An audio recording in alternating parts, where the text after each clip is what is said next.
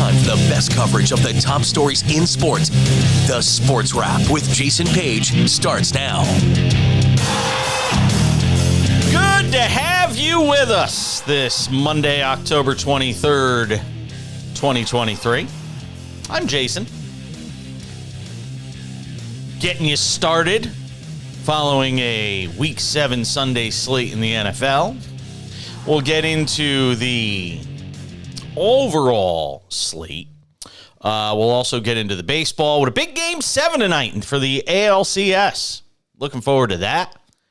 I think the Rangers have made a fatal mistake for this Game 7 that we'll get to coming up in a few minutes. I'll tie it up with some odds and ends as well, including one on the WNBA that I find interesting. I closed the week last week with the WNBA, and I will start this week in odds and ends with the WNBA. But first, we say hello to our good friend, the Prince of Picks, Sam Yarnell is here. Hello, Sam. No, I'm not. I'm no longer the Prince of Picks. I'm the. How'd you do this week? What did CJ, friend of the program, change my name to? I forget. It was another P word, but I'm not the Prince anymore. The pauper of picks. That's what it was. The pauper of picks. Why? Yeah. How did you do this week? You didn't go over, did you? No, but just might as well call me Sam 1-3 Yarnell at this point. No. Like, that's all I am. It's three weeks in a row, I think, of 1-3. Maybe 1-2-2 thrown in the last 4 weeks. I don't know, but there are 3 1-3 weeks I can think of. Thank you to the Chiefs for bailing me out, which leads me into my question, Jason. We were talking off the air a little bit about traveling back and forth across the country, that kind of thing. And you were telling me about the Palm Springs airport. Have you ever been to Kansas City? I have never flown through Kansas City. Our buddy Matt Verderam probably has plenty. I'm sure he has, covering the Chiefs. But I haven't been to Kansas City's airport in the last probably 10 years. But when you were describing the Palm Springs airport to me, it kind of reminded me of the Kansas City airport. Now, you were saying that you can get to the airport really short before your flight just to get through it because it's such a small airport and there are so few gates. Now, is the security at the Palm Springs airport, is it associated with every gate? Like, I should say, are there like bays and of 3 gates, right? And you go through security just to go to 3 gates. There's one security checkpoint, and when you go through the whole thing, because there's only like 10 gates for the whole thing. Yeah, it's the normal way. Why? Kansas City has something different? Kansas City has what I just described, or did for a very long time, and I think since I was last there, they've remodeled it. I haven't been there since they remodeled it, and I've heard it's beautiful. So I have family in central Missouri. And to fly there, you would always fly into either Kansas City or St. Louis because they live in Jefferson City. It's a 2-hour drive from either airport. I would always prefer to fly into St. Louis because it has normal security, what you just described. And Kansas City had this incredibly weird way of doing it back in the day. And anyone who's flown there, I'm sure, can relate to, being just a little bit late for your flight and there being a super long line at the 3 gates that security desk services. And it's like 1 belt and 1 scanner for 3 whole gates. And there's a flight that's about to leave. It gets pretty frantic, or it did get pretty frantic. So that's my little rant on the Kansas City airport. Well, my husband's done so much flying in the past 9 months, and by far and away now, because he goes to Orlando a lot for conferences, of course, travel and stuff like that, and he works in hospitality. Not that he works in hospitality, but he works for a company that deals with a lot of hospitality companies. And by far and away, he says Orlando is the worst airport in the country. Not even close. Oh, it's not even close. Get there 3 hours before your flight. For domestic, get there 3 hours before your flight. It's that kind of a bleep show, from what he tells me. So, all right. I haven't flown. Last time I flew in there, it was chartered. So I don't know. I've never had to deal with it. All right, let's start things out in the NFL with the Sunday night game, because I'm actually going to say something that might shock you. But I am a man who watches and observes and marinates in things before he says something, and I give things time to play out. we've now just passed week 7 of this NFL season, and I could safely say the Miami Dolphins are not winning a Super Bowl. I've now seen enough of them against 2 really good football teams to feel comfortable in the idea that they are not built for prime time. They are fun to watch against mediocre teams. They're fun to watch against bad football teams. They'll throw up video game numbers against those teams. But when you put them on the field with other good football teams, my God. Now, look, I think it's fair to say the loss of Achane, the injuries on the offensive line are playing a role in some of this. But as of right now, the way this roster is constructed, the issues with the offensive line, Achane being hurt, having to rely on Mostert, who was a ghost last night, was non-existent. 'Tis the season for Halloween because Casper was in the house. Right now, I cannot consider the Dolphins a contender for a Super Bowl. I just can't. I just can't do it. And look, the Eagles won, and give them all the credit in the world. They got their own issues. Everybody likes to talk about Jalen Hurts and the tush push, and he squats 600 pounds, and that's all good. At some point, you have to stop turning over the football as much as he is. That's an issue, and they've been able to get away with it so far. If you put them on a field right now with the Kansas City Chiefs in a Super Bowl rematch, they lose again. I'll tell you right now, they lose again. So don't give me all this crap about the Eagles and how great the Eagles are. They're fine. They're going to win their division because it's a crap division, as we all know. But I'm not sold on the Eagles either. Go ahead. That was the only thing I thought watching football yesterday. And tough weekend for the show. Tough weekend for me as a Bills fan. Tough weekend for that guy on that cereal box behind me. Tough weekend for... Oh, we'll get to all that. We'll get to all that in a few minutes. Let's focus on how bad this. I know. This Dolphins. But tough weekend for every take that Jason Page has thrown out on the show, and I mean his flagpole was the Miami Dolphins. There we go. This is a team that loves to play the little guy. And listen, we're going to keep betting on him against the little guy because they are a powerhouse when playing a 500 team or worse. Powerhouse. The lights turn on and they just fall back into their little shells. I thought the Dolphins were going to be bad for much different reasons. I did. And hand up, I'll admit it. I did not see the Dolphins crashing and burning against good teams the way they do because of the things that they're not doing, right? Like Tua just has this ability to be an outstanding, it's like he's a college football quarterback still. When he's playing the, Alabama School of Mines, he's awesome. He's awesome, right? He looks like an MVP. He's at the top of the MVP list. But you put him up against Clemson or, one of Georgia, and he shrivels up, and you replace him with Mac Jones. The Tua hype was always, this is something that I've been on since the beginning of since he came out of Alabama, actually probably since he was at Alabama, is that sure, he's great athletically and he's a good quarterback when he's playing mediocre defenses or doesn't have to deal with star athletes on the other side that match up as well as the athletes on his own side. But when the tables are even, right, when he's on a more even playing field, he just never lives up to what we expect from him. And that's fine. There are plenty of players like that, but it's a reality that we just have to accept. And it was something that people wanted to continue to deny after the Bills game for the Dolphins. It's something that you can't run away from anymore. Tua is not that guy who's going to lead the Dolphins to a Super Bowl. He's not a Super Bowl winning quarterback unless the Dolphins have some miracle run where every team they play in the NFL playoffs has worse athletes on the other side of the field. Quite frankly, that's not going to happen. It's not.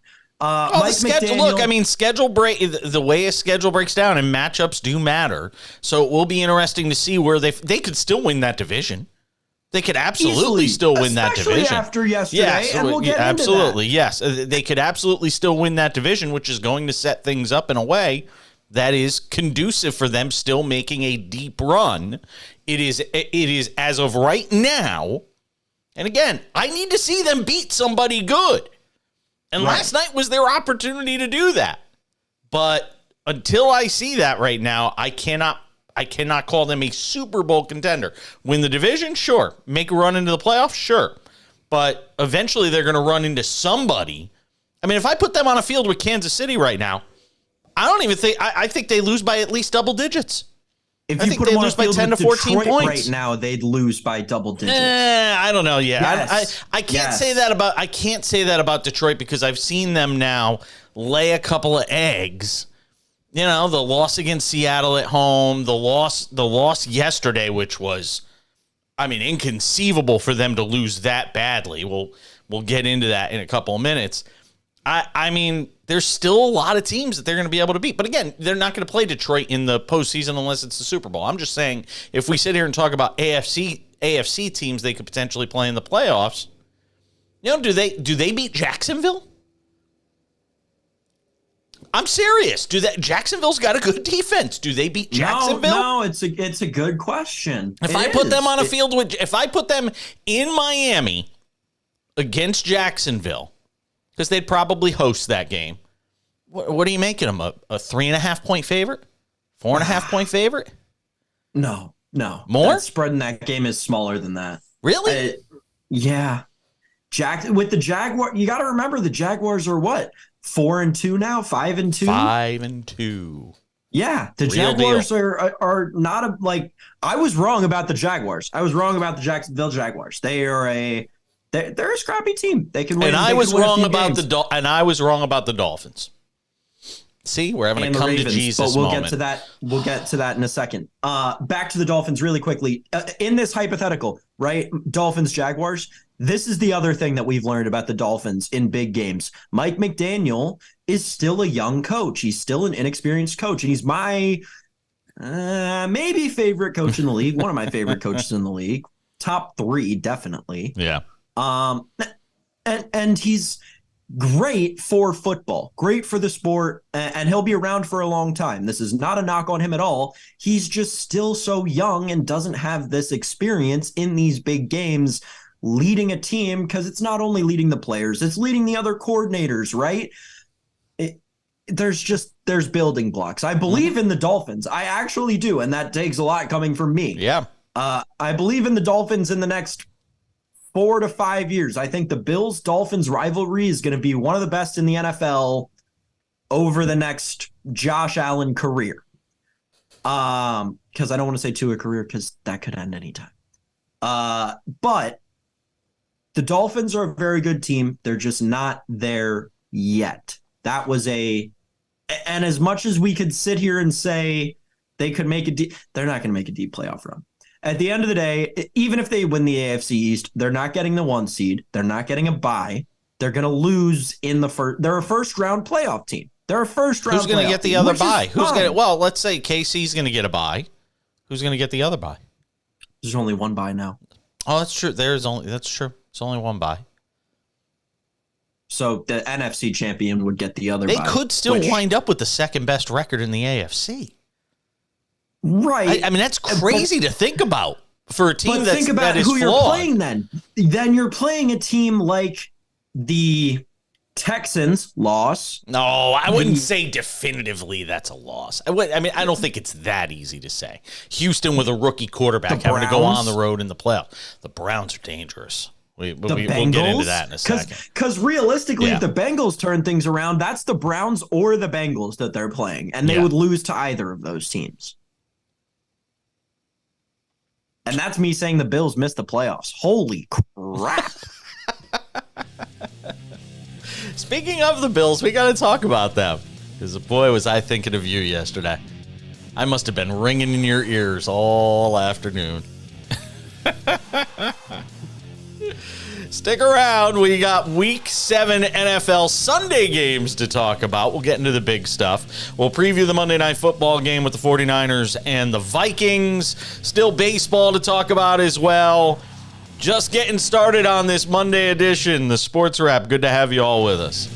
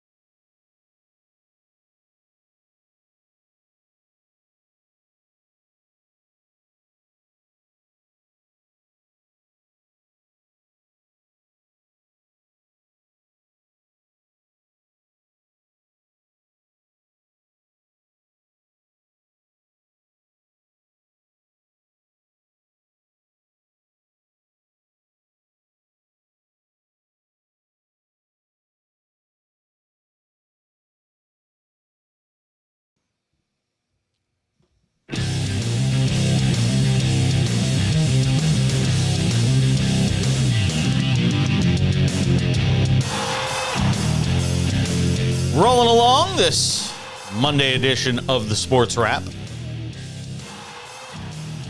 I don't know what we're going to do tomorrow. You got the start of the NBA season. You got a Monday Night Football recap. Baseball. I mean, there's so much going on tomorrow. I got to see if we can get Kurt Heelan on tomorrow to break down the start of the NBA season. I have a feeling he's going to be really busy. Our friend from Pro Basketball Talk at NBCSports.com will be a regular throughout the NBA season. As regular as one could be without us paying him, because we're cheap. Sam Yarnell and I are hanging out talking about Week 7 in the NFL. Oh, how difficult was that for you to watch? I'm going to put an ISO on you right now. I don't need anybody to see me. I'm just putting the ISO on you because I want to know what it felt like to watch the Bills go into Foxborough against a Patriots team that we have now already established is the worst team in football.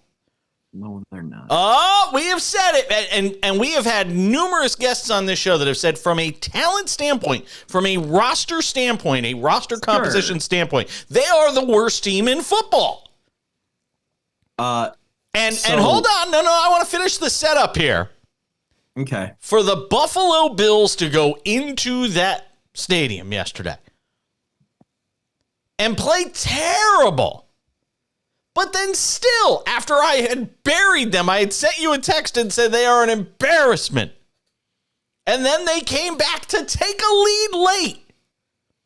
All you needed was one defensive possession. One. And what did you get? You got Mac Jones driving the Patriots down the field for a game-winning touchdown drive. Mac Jones driving. Ugh. I want to know what that felt like. I want to know. I see what you did there. I want to know what that felt like for you. There's nothing like a good Mac Jones. There's nothing like a good Mac Jones DUI joke in the morning. Anyway. What do you have to say for yourself and your team? So, okay, you want to talk about how things that have been said on the show in past weeks, then you should also say that the Monday after Matt Milano was gone and Daquan Jones were out for the season. What did I come on the show and say, Jason? I said the Bills aren't going to miss the playoffs this year, and I was fine with that. And quite frankly, see if the Patriots yesterday made me believe in the Bills more than it's Douglas again. More than a different kind of loss would have. And gets enough for the first down. We're in week 7. Shotgun for Jones. We're still in week 7 Monday Night Football tonight, right? On the ground. We're in week Ezekiel 7. Elliott This is the best time for this looking kind for of a thing to yard happen. through the It's a air. divisional Jones. loss, sure, but it's a Diving divisional attempt. loss to the team It's that's going to come in Douglas for the 4th place first in the down. division, so it shouldn't matter down the line. Really good job creating that space. 7th play of the drive. Mac Jones played It's one of the games Elliott. of his career, right? He had 5 incompletions. The Bills' defense needs help. They'll go out and get that at the trade deadline.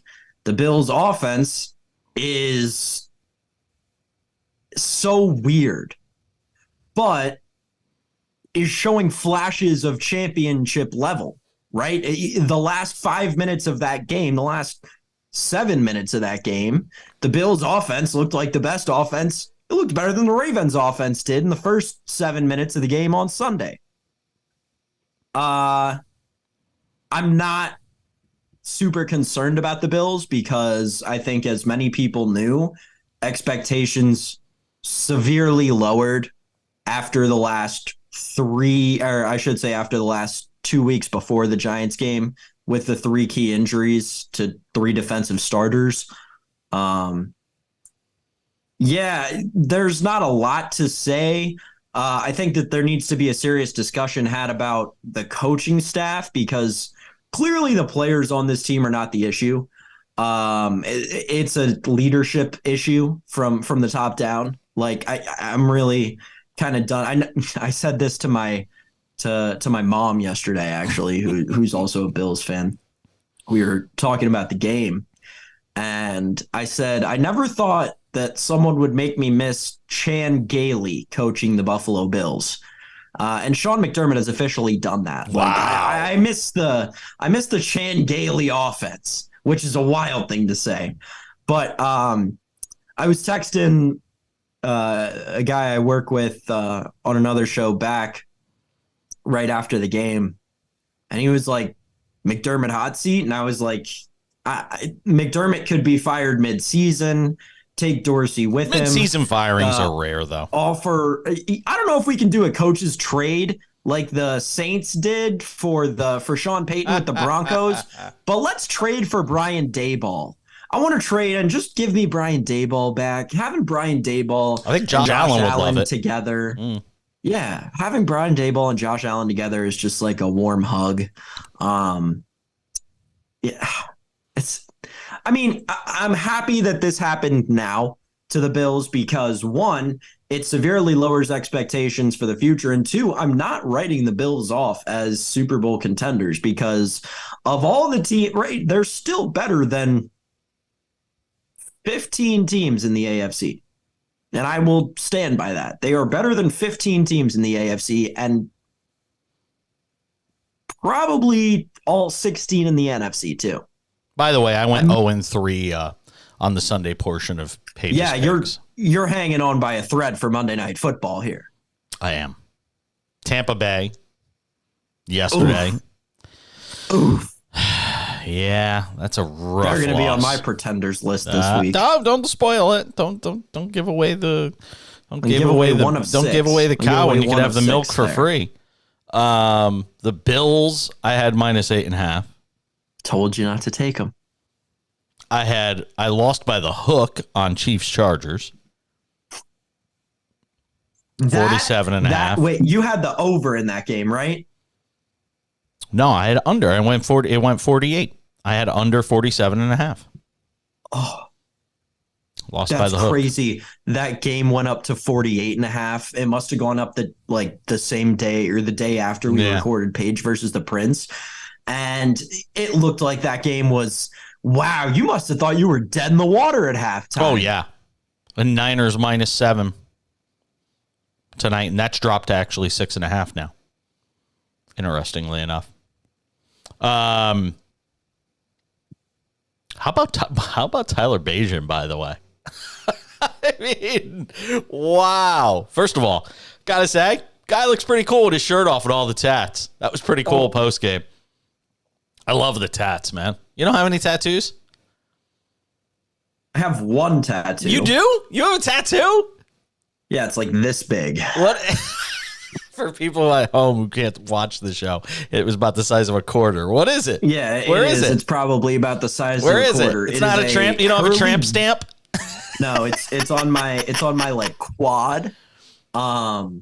It's just a curly W. It's the Nats logo. Oh my God. You're one of those people. Really? That's like people who propose to their future wife at a sports game. Come on. I'm not gonna. It's the size of a quarter, dude. It's not like I have an arm sleeve you with still like 4 scarred players. yourself for life with a curly. It's a curly W. Charlie Slows. All right. God. My I didn't pay tattoo. for it, so. Give you a hint. My tattoo is something that appears frequently. I don't have one yet. I'm planning to get one. I've been talking about doing it for about 5 years now. Yeah, that's what they all say. No, I'm getting one, but it actually appears on the show every day. It's like Superman. If anybody who's ever watched Seinfeld, there's literally an appearance by Superman in every episode. If you watch a Seinfeld thing, that's one of the weird quirks of it. The tattoo I'm getting. See, you're looking all around right now. I could see you looking at the backdrop on the show. That dog or that blue thing or the plant. It's Pac-Man.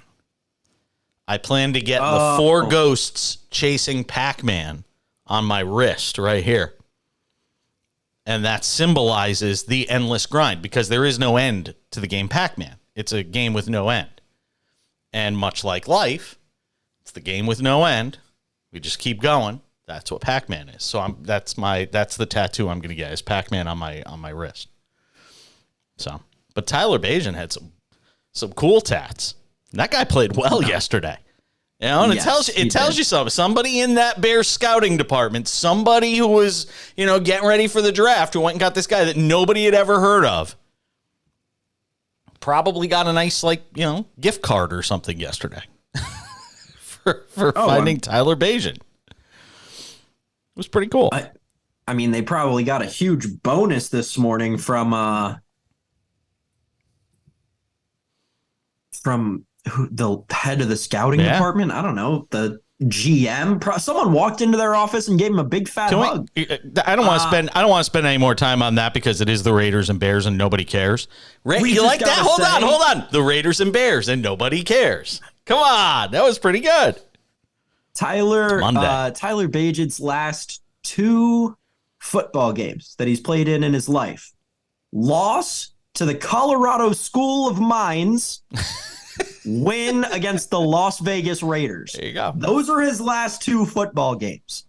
The last one was at Shepherd University, which for those of you who don't know is a Division II school in West Virginia. That's it's awesome. A music school. My friend actually went there to play baseball. It's a music school.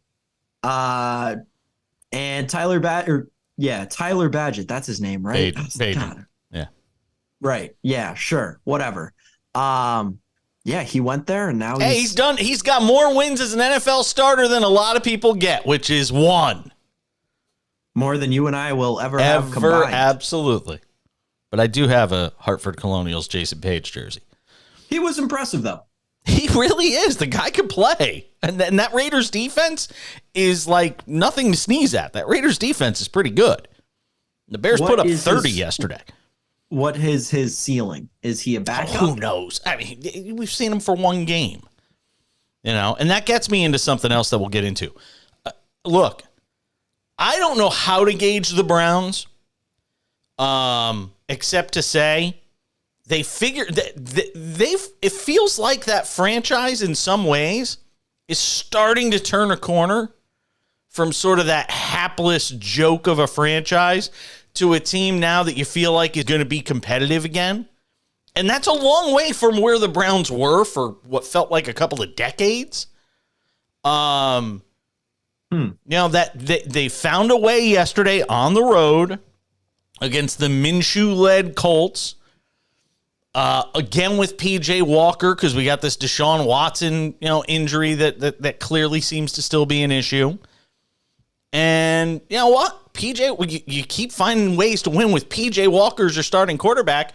You're going to make people believe that you actually are going to be a factor And the Browns are going to be a factor. We talked about them in the last segment as a potential wild card team. Hell, we got to start talking about them as a potential division winner. They're 4-2. No. Okay. So we took completely different things away from this game. What I took away from this game is, oh my God, literally only thing that has been good about the Browns this year has been their defense. And they give up 38 points to Gardner Minshew, who throws for 300 yards. Minshew's not a bad quarterback, though. He's not, but oh my God. And Jonathan Taylor's starting to play again. Stop, but stop it. We can't pretend that this is the best defense in football and they should just let Gardner Minshew. No disrespect to Gardner Minshew. I've said this on the program before. I've met the man. He is a very sweet human being. He is not a top 32 quarterback in the NFL. He's just objectively not. And he would tell you that, right? It's why he backs up Anthony Richardson, who is a rookie, who's an electric rookie. But anyway, that's beside the point. We've been talking about the Browns as a no question top 5 defense for the last 4 weeks, and they let Gardner Minshew walk, and the Colts offense, a run-oriented offense, go in and throw for 305 yards. Right? And they ran for another 168 as a team. The Browns defense looked horrible against a mediocre at best offense without Anthony Richardson in it. The Colts are maybe something. They're potential. They're a playoff team. Medium. They could be a playoff team. No. They're in the only way they could be a playoff team is if they win that division. And they're not winning that division. That Jets game. Remember that we talked about this before. Second to last week of the season, they play the Jets at home in Cleveland. Remember that game. They're now 4-2 at the Seahawks next week. Probably a loss. I'll say loss. Home for the Cardinals after that. A win. I know you joked around that you thought the Cardinals were going to win that game. I think we all now see the thing about the Cardinals. I always make this joke. Teams don't know they suck early on. That was the Cardinals. They know they suck now. Cardinals are going to get blasted in that game against Cleveland. Then at the Ravens. Remember, it's not DTR starting that game. They lost that game against the Ravens 28-3 with DTR quarterback. Got to keep that in mind. Then they are in home for the Steelers, who are somehow remarkably a 4-2 team. At Denver. At the Rams. Home for the Jags. Home for the Bears. At the Texans. I mean, it isn't an easy schedule. It isn't an easy schedule for them. But they keep defying the odds and they keep winning football games. It's going to continue to, and just as teams don't know they suck early on, some teams start to buy into the fact that they actually might be better than they thought. It's a team playing with some confidence right now. They're 4-2. So obviously I didn't catch much of this game. I was watching the Bills. Gardner Minshew fumbled the ball 3 times, and the Browns defense also had a fumble recovered for a touchdown, and that's the only way they won this game. The Browns are screwed, and they're paying Deshaun Watson $1 zillion. $1 zillion. Yeah, like seriously, the Browns are in almost of as bad of a spot as the Saints. These are two Denver. teams that we need to be talking about as worse than the New England Patriots. No, not from a talent standpoint. And from a situational standpoint, from a football standpoint. Boy, if the Browns hadn't lost their running back, I mean, seriously, it could be a much different story for them this year. No. Losing Chubb was just killer for that team, and a lot of times teams could go into the tank after that. Hey, they're 4-2 right now. Let's kind of take it for what it is. All right, move away from them for a second. Seahawks win. Nothing really big to talk about there. Not a big shock. The Steelers win on the road against the Rams, and this is something I got to talk about at some point this week. It's something nobody in the league. You won't hear any of the talking heads on TV talk about it. You won't hear anything branded with the NFL talk about it because it shines a negative light on the league. Having two teams playing in a stadium where they're basically road teams every week on their home field is an outright disgrace. They play 17 road games, the Chargers and the Rams. They play 17 road games. How is nobody talking about this? That might as well have been Acrisure Field yesterday in Pittsburgh. How is nobody talking about the fact that you have two NFL teams in the second or first, whatever you consider LA to be, largest market in America, that are playing road games, neutral site at best, every damn week in this league?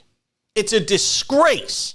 And it's not fair to those guys that they've been put into this position where they've got to play road games every week because people in LA don't give a flying fuck. And yes, I'm going to swear because I can.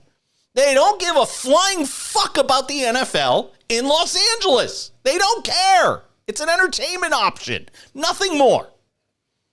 We have these in every sport. This is not like an LA football thing, right? Like Tampa Bay in baseball.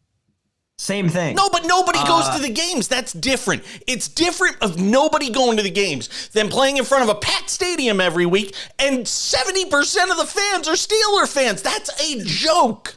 It's a big difference. That's the nature of the NFL versus other sports, but it's not an uncommon theme, especially in American sports. I'll say that it's not good for the league, sure, but at the same time, it is for these specific reasons, right?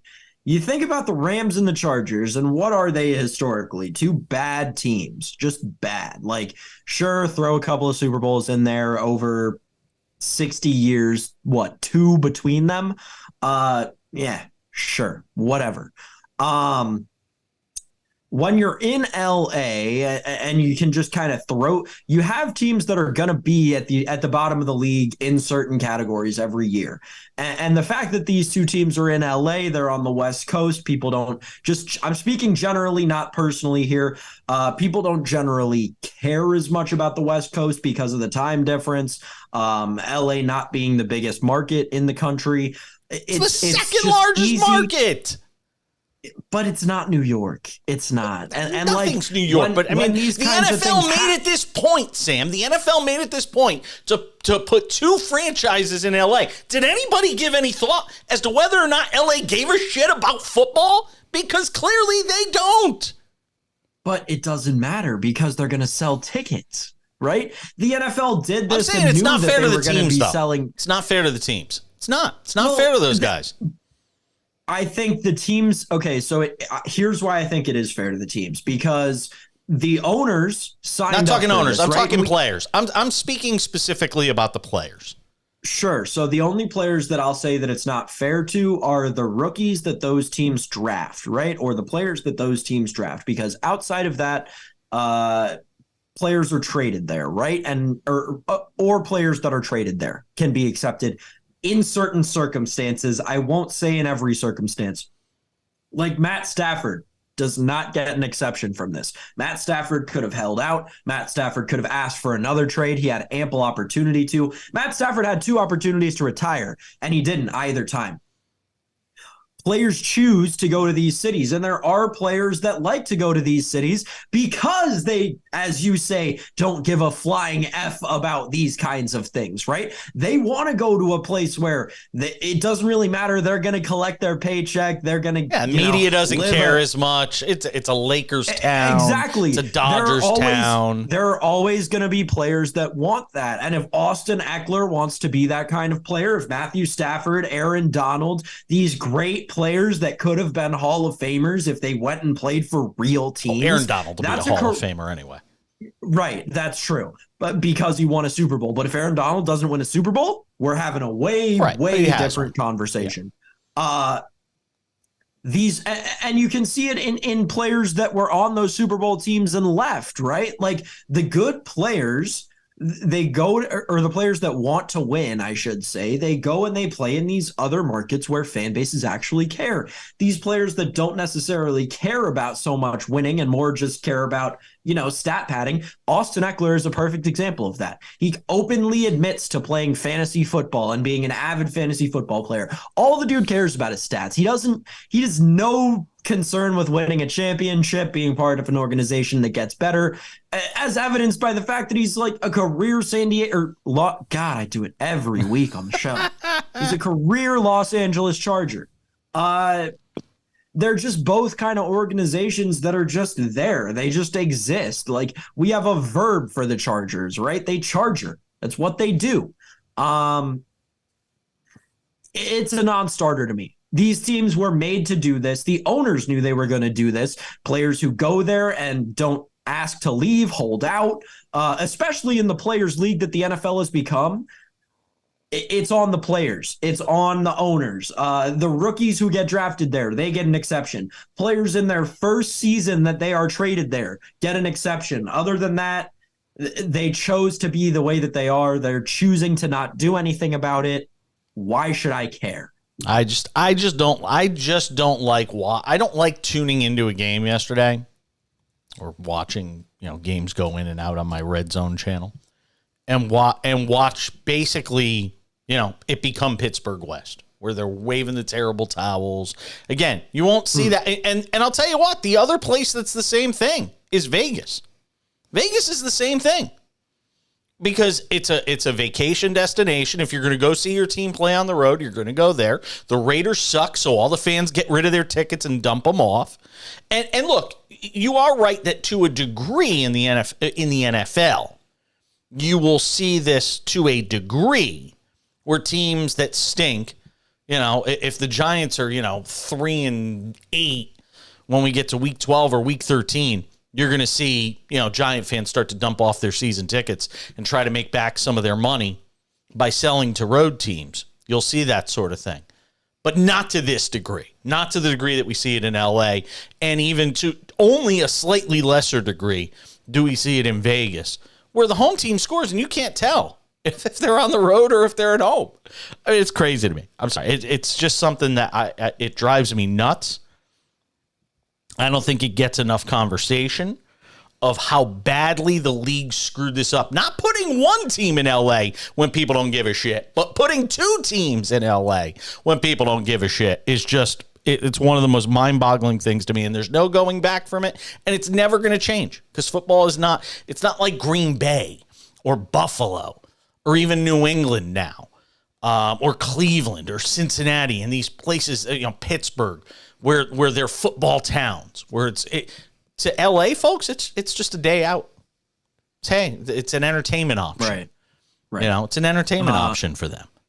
I got to get this out. Jason Campbell is the name of the player. We were talking, I think, like last week, and I was talking about this quarterback who I couldn't remember his name, and I knew he played for the then known as the Redskins and the Raiders. We were talking about the Commanders after Thursday Night Football, I think after the Bears game. Yeah. And I couldn't think of Jason Campbell's name, and Jason Campbell was the name that I just thought of when I was thinking about your point about the Raiders, right? And speaking exactly to my point, when they were in Oakland, even when they were putting out a horrible product on the field, they were selling out every game to diehard fans and the black hole. And like, it's not something that you can blame on, necessarily the environment that they're in. It's the owners choosing that this is what they're going to do with their teams. They're going to be in this place, in this tourist destination, so that they can sell tickets to out of towners, and they can charge them a premium for coming into town and wanting to see their football team. As a Bills fan, I love it because the Bills Mafia travels better than any fan base in the NFL. But it's a conscious decision that the owners and players make, and it's generally accepted, right? We see examples of when it's not accepted, right? Derek Carr, perfect example. Guy who wanted to win a championship, guy who loved the fans, and when he played in Oakland, they moved to Las Vegas. His true colors show. He has no fan base to back him as the media comes for him. And he's like, all right, I got to go play for a team that's either got a great fan base or that I can win a championship with. And what did he do? He went to the Saints. Now, he may have put the Saints back, 15 years in terms of football operations, but at least he's got a fan base that'll back him through him being the worst quarterback in the league. One last one before we wrap this football stuff up. Chiefs beat the Chargers yesterday. Again, that defense just continues to shine. And Mahomes to Kelsey, teams can't stop it. We can talk about all we want, the fact that they don't have enough offensive options around Travis Kelsey or around Patrick Mahomes besides Travis Kelsey. Teams can't stop it. And again, it's the Chargers. I get it. We all kind of know what the Chargers are. They are this sort of mediocre team. I know they're 2-4 right now. At the end of the year, they'll be 8-9 or 9-8 or 7-10 or something in that range. That sort of purgatory of NFL teams. As they try to figure out what their future looks like. But man, was Mahomes to Kelsey something yesterday. 12 for 179 for Kelsey, 424 and 4 touchdowns for Mahomes. Whew. They find different ways every week, man. Finding different ways every week. That was a 17-17 game. I mean, it was a 24-17 game at the half. You never felt like San Diego. See, I did it now, damn you. You feel better? You're not alone? Yes. You never felt like the Chargers were going to win that game yesterday, though. No, that's why I bet on the Chiefs. That's why I took the Chiefs in Page versus the Prince, and it was my only winner, the trusty, dusty Chiefs. Listen, here's what I took away from this game. The Chiefs are dynastic in a way that we've only seen once in the last 30 years in the NFL, and that was the New England Patriots. And they had Tom Terrific, and they stomped on the Bills for every year of my entire childhood. It hurt really bad. All right, we're done with the therapy session. They're finding ways to be championship level with in different ways. I don't know how else to describe it, right? But now they're this great, people aren't noticing that they're this great defensive powerhouse. Like, they are maybe the best defense in the NFL. And the offense is almost complementary to that. Travis Kelsey is the greatest tight end of all time. There's no debate. That there was no debate coming into this game, but that's just a point I felt important to reiterate after this game. Interested to see what the Swifties have to say for Taylor Swift's interaction with Jackson Mahomes. Oh my God. Gonna be interesting on that front. Two very popular people in the how pedophiles, how pedophiles aren't allowed to go, if you're a convicted sex offender, child sex offender, you're not allowed anywhere near a school. Jackson Mahomes shouldn't be allowed within 1,200 yards of any female. Well, Jackson Mahomes is a felon. No, he's accused. He's accused. He hasn't been convicted. Right. Go easy. Right. Go easy. We don't need any lawsuits. Let's correct the record. Just a bad guy. Allegedly. Yeah. Allegedly. I told you did I ever tell you my Jackson Mahomes story? I ever tell you my Jackson Mahomes story? I went to a Yankee game 3 or 4 years ago at the stadium. and I was sitting right behind the moat that they have in the lower level, like where the really expensive seats are. I was first row of the seats right behind them. And throughout the whole game, some clown, like right on the other side of the moat, sitting in the expensive seats right behind home plate, which is where I was, but I was behind the moat, which the difference was like $125 for the ticket. So I kept looking down. Somebody was taking like selfies and dancing in the stand, dancing in the aisle. And I'm like, who is this clown? The whole game. The game ends and a bunch of fans start running down to where I am. And I'm like, what is going on here? And I turned to some youngster next to me and I go, who is that? And they go, you don't know? That's Jackson Mahomes. And I was like, Patrick Mahomes has a brother? I had no idea who this dude was. But he's sitting there taking selfies. He's taking pictures of people. I still have pictures in my phone because I took a picture of him. I'm like, because I don't know who this is. And I'm like, this guy's famous just for being Patrick Mahomes' brother? Really? Yeah. Yeah. Must be nice, man. What a world. He's something else. He is like everything that Brittany Mahomes is just a step above him, by the way. She gets on my last nerve too. Don't even. But yeah, Jackson Mahomes. So it's Brittany, bitch. As somebody who tells many people that I live on the internet, right? Because I spend a lot of time on Twitter. Jackson Mahomes is like everything bad about the internet personified. Yeah. Like everything you see online and you just look at it and you're like, I hate that. It's like AI took that, developed it into a person, and then made it the best quarterback in the NFL's brother. So you could not get rid of him no matter how hard you tried.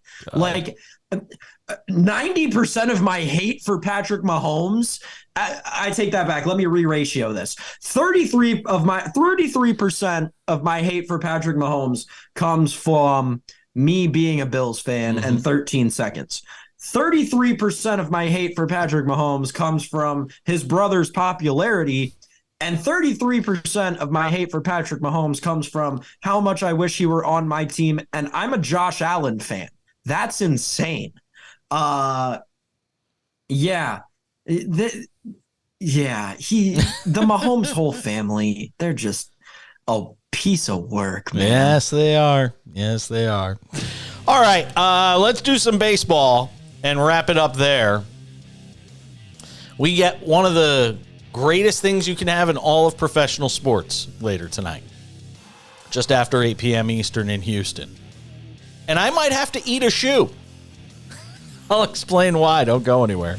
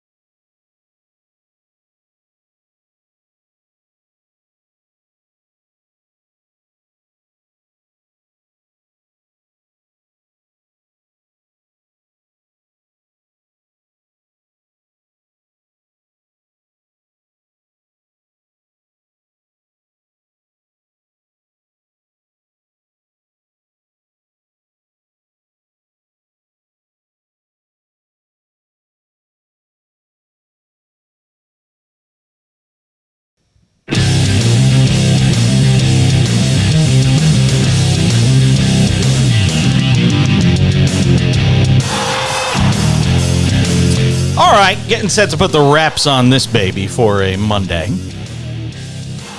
Before we get to odds and ends, and one in particular that I got to talk about.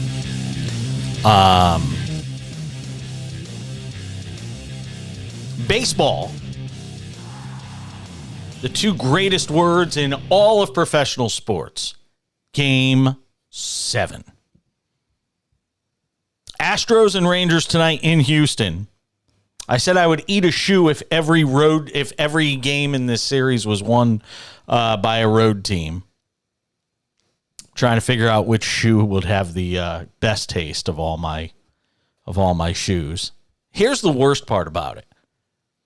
It puts me in a position where I'd have to root for the Astros in order to not eat a shoe, and I hate the Astros. I would rather eat a shoe than the Astros win tonight. Houston is minus 130. Christian Javier against Max Scherzer. I mean, is there anybody you'd rather have if you're Dusty Baker on the mound than Max Scherzer? Oh, yes, I said that. Right, Max Scherzer. Right. Because he was so great in the last game. Like, oh, no, because he was so great in the last game. Dusty Baker's like, thank you, Bruce Bochy. Yes, more Max Scherzer, please. Whoosh. Yes, sir. May I have some more? I hope he pitches well. I really do. I would love to see the Rangers in the World Series because it's such an unlikely story. But and I'm in the story business, as are you. But it's hard to. It just feels that line is almost suspicious to me, given how good Christian Javier has been in his entire postseason career, which only spans a couple of years. But it just feels like a setup for Houston to be going to the World Series. Am I wrong? Can we just talk for a second about like what an amazing point in the year we're at? Not like the weather's fine. Those of us who are into golf are getting our fall golf in, which everyone knows you lose twice as many balls. But like football, playoff baseball, hockey started. We got basketball tomorrow. Sports equinox season is here. It's the best time of the year. I'm just my life always gets better around this time of year with all these sports going on. To this game, Max Scherzer is going to, well, I'll say this on the show. So Max Scherzer is going to absolutely blow it. He is going to come out tonight and just fall right out of his spikes. You just set it up now. Houston. Now we know that the Rangers are going to win. Up 5 runs in 3 innings. And he'll get pulled by Bruce Bochy after 70 pitches in 3 full innings. Rangers are going to win. Rangers are going to win. I'm eating my shoe tomorrow now because if you are this definitive about anything, then I know I'm going to be eating a shoe tomorrow. Put the Rangers tickets in. Rangers are going to win tonight. That's it. It's it. It's fait accompli. When Sam is this definitive about anything, yep, I'm eating a shoe. No, really, though, I do think the Astros win tonight. I do. I think the Astros win the game. I've been talking about it since I started coming on the show in July, right? The Houston Astros are not a team you want to bet against when it comes to postseason baseball. They defy odds. They do something, man. That little guy, he's good. That little guy's good. Yes, he is. He's got that buzzer attached to his chest that tells him which pitch is coming all the time. And I'd be really good, too, if I knew every pitch that was coming. It's a tattoo. It's a fastball. He didn't want anyone to see his tattoo. Right. Yeah, exactly. Odds and ends. Can I please wrap it up with a thought on Hitler making an appearance at a Michigan State football game? Because you can't go wrong with Hitler, right? I don't know what's worse. I don't know what's worse. The fact that Hitler made an appearance. I don't know what's worse. The fact that Hitler made an appearance, and if you're watching the show, you can see it on the screen at Spartan Stadium. The fact that, by the way, if nobody's in the stadium to see Hitler on the screen, did it really happen? Because if you look at the shot, the screen capture that somebody took of Hitler on the screen at Spartan Stadium, there's no fans in the stadium because Michigan State football blows this year. They were also losing 42-0 at halftime. Yeah. I don't know if it matters. I'm not sure. And they got this like big smiling, like Hitler's just there all chilling. Yeah, it was like, what do you think? And I don't want to hear this. Well, it was a third party company that was responsible. No, somebody has to screen it. Somebody has to screen it. Now, if I have a swastika on my screen and it happens to make it onto the show, I can't say, well, my screener, the person screening it's screwed. No, at the end of the day, the buck stops with you. Somebody has to lose their job when Hitler makes an appearance on your Jumbotron inside Spartan Stadium. What a disgrace. I mean, normally with these kinds of things, there's like another story. There's like we need to hear the full context because, a picture can be not fully contextualized, but that's a hard one to contextualize. Trivia question where Hitler's the answer. There's not really any walking that whack. There's not a good way, especially in the political climate that we're in. And I'm not saying, one way is better than the other in anything, but that's not, there's no way to come back from that. You just don't. That's one where you got to take your L and just go home. Yep. Take your ball and go home. Yeah, that was tough. We also, are we good on that story? Is there anything else you want to add? I just needed to make sure I got that out of my system because Nick Ferguson also texted me this morning he texted me WTH with the Spartans logo. Yeah. We didn't touch on this when we were talking about the games because this game meant nothing and there was no reason to talk about this game, Jason, but there's a quarterback controversy in New York. Tyrod Taylor is a better quarterback in the Giants offense than Daniel Jones is. You as a Giants fan should be the first one that sees this. Daniel Jones has got to go. Everybody loves the backup quarterback. Something. Everybody loves the backup quarterback. And in one game or two games, they're nice. Long term, they get exposed. They do. He's a proven starter. He was a proven mediocre starter. He was a proven mediocre starter, which is why he wasn't a starter anymore.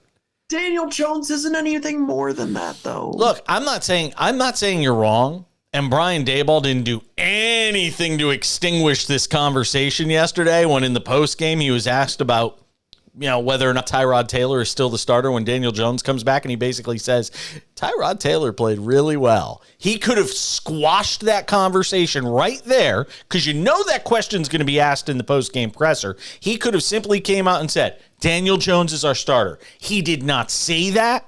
And that is going to let this story, as we like to say in the industry, have legs. It is an evergreen. It's going to continue to grow. And I'll be curious to see what Brian Daboll says today or tomorrow when he meets with the media about this, because it's going to be posed again. And he's going to get a chance for a do-over. And we may have a greater conversation about this tomorrow or Wednesday. I will bet you that week 14, the Giants starting quarterback is Tyrod Taylor. He made a couple of nice throws again yesterday. I'm not ready to go there yet. I take a little more time. I take a little more time. See, I'm coming around to what you said about the Dolphins. I take my time getting there. I'm ahead of everything. You just gotta wait for me to be right. You just gotta wait for it. Watch, bet the Rangers tonight, ladies and gentlemen. Next year, when the Giants play the Commanders, the over 37.5 will come in. Yeah, bet the Rangers tonight, ladies and gentlemen. Bet the Rangers tonight because Sam Yarnell is all over. By the way, kudos to the WNBA. WNBA Finals, largest ratings in 20 years. Peaked at 1.2 million on, I believe, Friday night for that Game 4 finale in Brooklyn between New York and Vegas. Peaked at 1.2 million in the fourth quarter and 888,000 viewers for that game. So hats off to the WNBA as that league continues to put it together. They are the blueprint for anything you want to do women's professional sports in the U.S. Everybody take notice. That is Sam Yarnell. I am Jason Page. We're back here tomorrow. Monday Night Football recap. We didn't even really preview the game. Niners. Vikings cover. Vikings cover. Wow. I have Niners -7 for Page versus the Prince. Every public bet lost in the NFL this week, and the Niners are another public bet. That's the only reason. My bet for the game, though, that's not my bet for the game. Jerry in Louisville, I know you're listening. We're going to go Niners team total over. I love it. Don't even know what it is. Take it blindly. Niners team total over? Hold on. I'm going to actually extend this music just to see what that is now. Niners team total over. Christian McCaffrey, any touchdown is -175. Don't touch that. He's hurt. If he's playing, he's healthy. What's the Niners team total? Do we have it? 25.5. Easy, they scored 27. Oh, Dang. Jerry, if you're sleeping under a bridge tomorrow or can't pay the mortgage, I am not responsible. We'll see you back here on Tuesday, everybody.